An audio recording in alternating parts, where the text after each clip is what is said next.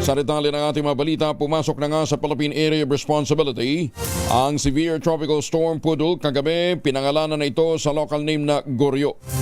Huling namataan ng pag-asa ang bagyong Goryo sa layong 1,420 kilometro east of extreme northern Luzon. Taglay ang lakas na hangin umabot ng 100 kilometro bawat oras malapit sa gitna.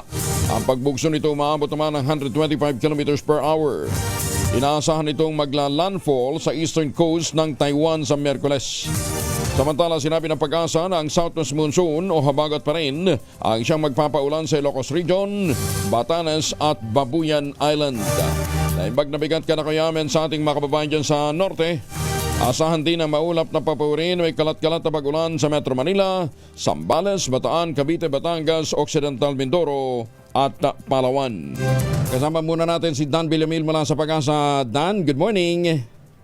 Yes po, good morning po sa ating mga taga-subaybay dito sa DZRH. So kaninang or kagabi, pumasok na po na ating Philippine Area of Responsibility itong bagyo na ating minomonitor at binigyan natin ng local name na Goryo. So latest location natin, kaninang alas 3 ng umaga, nasa layo ito ng 1,325 kilometers silangan ng extreme northern Luzon.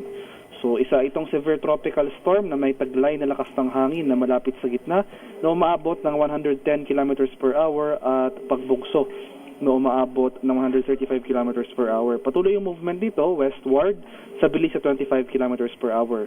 So wala naman tayo inaasahang direktang epekto ng nasabing bagyo sa anumang bahagi ng ating bansa, pero kung magkaroon tayo ng significant track changes, for example, magkaroon tayo ng southward shift sa track, hindi natin inaalis yung posibilidad na magtaas tayo ng wind signal over portions of extreme northern Luzon.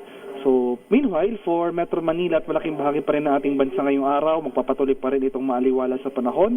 Bahagyang maulap hanggang sa maulap, sasamahan lamang yan ng mga usual afternoon to evening na mga rain showers or thunderstorms. Sa kalagayan naman nating karagatan, sa kasalukuyan wala ring gale warning na nakataas at banayad hanggang sa katamtamang pag-alon ang mararanasan sa malaking bahagi ng ating bansa. At yan lamang po ang latest mula dito sa Pag-asa Weather Forecasting Center, Dan Villamil Gulag. Dan, anong oras yung susunod